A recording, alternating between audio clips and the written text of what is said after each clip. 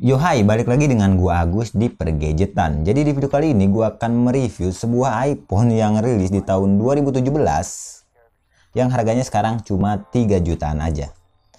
Yap, ini di HP-nya iPhone 8.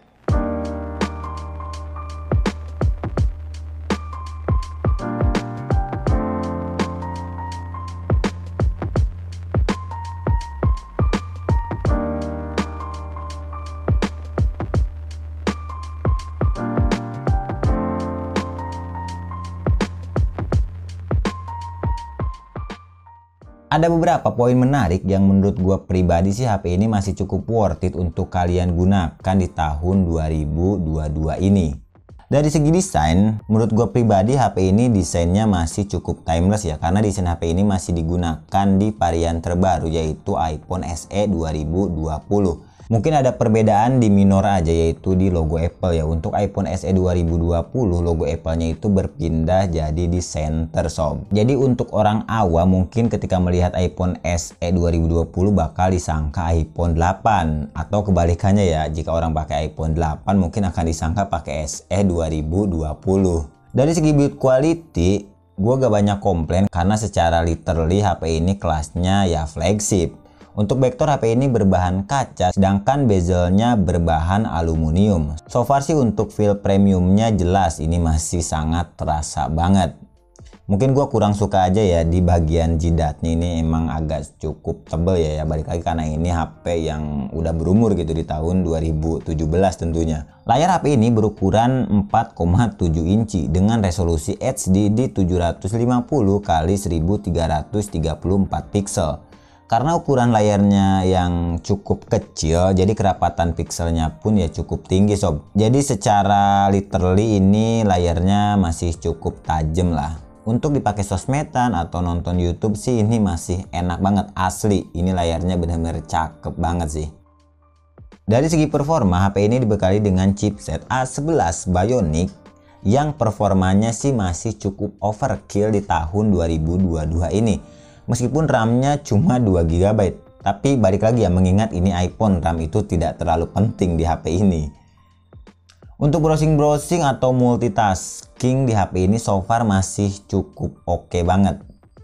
Untuk performa gaming pun ini masih enak, seperti main game Mobile Legends, PUBG, dan lain-lain masih bisa dijalani dengan mulus di HP ini. Cuma menurut gua pribadi sih untuk pengalaman main game di HP ini kurang sob, karena ukuran layarnya ya kecil banget ya, cuma 4,7 inci.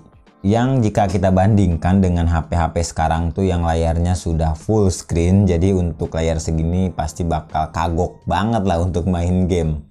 Apalagi jika ukuran tangan kalian yang cukup gede gitu, pasti bakal kesusahan lah untuk main game-game RPG atau game-game MOBA di HP ini. Selain layar, baterai juga perlu kalian pertimbangkan ya, karena baterai HP ini ukurannya cuma 1800 mAh. Dengan performa yang sengebut ini bisa jadi bumerang juga ya, karena otomatis dengan performa ngebut pasti untuk penggunaan daya pun pasti akan jauh lebih besar sob. Jadi perlu kalian pertimbangkan untuk daya tahan baterai HP ini. Seperti unit yang gue pegang ini, karena kesehatan baterainya sudah menurun di angka 83%, jadi ini cukup boros sob. Untuk penggunaan daily ringan pun ini ngecas bisa 1-2 kali sob. Nah untuk performa gaming, di sini gue coba main game Mobile Legends selama 1 jam non-stop. Dari 100% baterai HP ini berkurang di 25-30%. Untuk scroll sosmed ringan seperti Instagram, TikTok, atau nonton YouTube selama 1 jam baterai HP ini berkurang di 15-20%. So far sih menurut gua untuk daya tahan baterainya cukup boros sob. Nah ini poin yang menurut gua banyak banget ditunggu-tunggu, yaitu dari segi kamera. Kamera belakang HP ini beresolusi di 12 megapiksel, sedangkan kamera depannya beresolusi 7 megapiksel. Untuk hasil perekaman video atau jepretan fotonya sebagai berikut.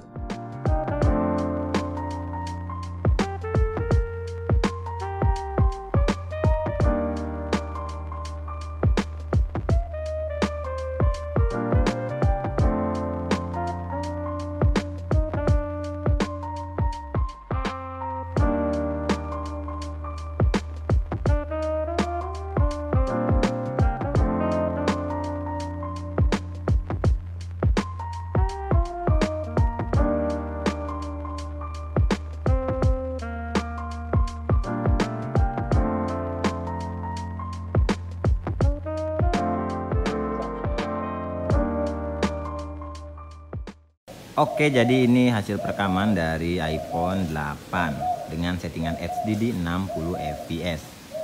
So far untuk kualitas gambar sini cukup oke ya dengan kondisi cahaya yang mumpuni kayak gini.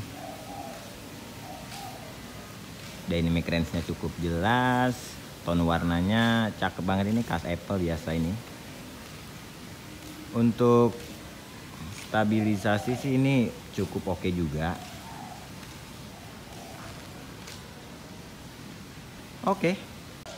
Oke, jadi ini hasil perekaman kamera depan dari iPhone 8 dengan settingan yang sama juga di HD 60 fps. So far sih lumayan oke, meskipun menurut gue pribadi sih dynamic range-nya kurang stabil ya. Kadang dia putih banget, kadang oke juga sih. Nah kayak gini kan untuk langit di belakang kurang stabil gitu, kadang dia naik turun gitu untuk dynamic range. Tapi untuk tone warna sih cukup oke ya, ini khas Apple juga. Ya oke lah untuk HP yang sekarang harganya cuma 3 jutaan aja. Oke, cukup segini aja.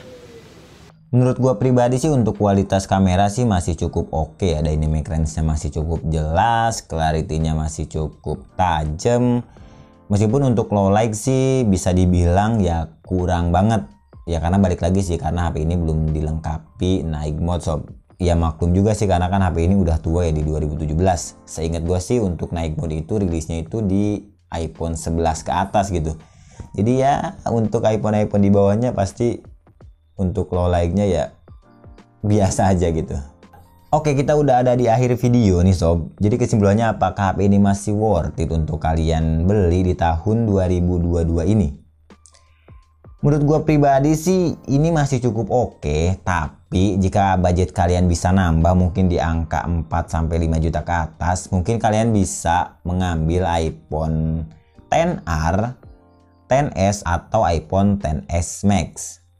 Karena dari segi desain, performa atau daya tahan baterai pun jauh lebih baik dari HP iPhone 8 ini. Tapi jika budget kalian pas-pasan di angka 3 jutaan aja, so far ini masih oke banget. Karena balik lagi untuk kualitas kamera, performa ini masih cukup oke. Mungkin yang perlu kalian garis bawahi itu yaitu di daya tahan baterai. Jadi kemana-mana kalian siap aja untuk bawa chargeran atau mungkin kalian bisa bawa power bank. Wajib banget menurut gue ya kalau kalian beli HP ini. Oke, mungkin segini aja video kali ini. Buat kalian yang minat dengan iPhone 8 ini, link untuk pembeliannya udah gue cantumin di deskripsi ya.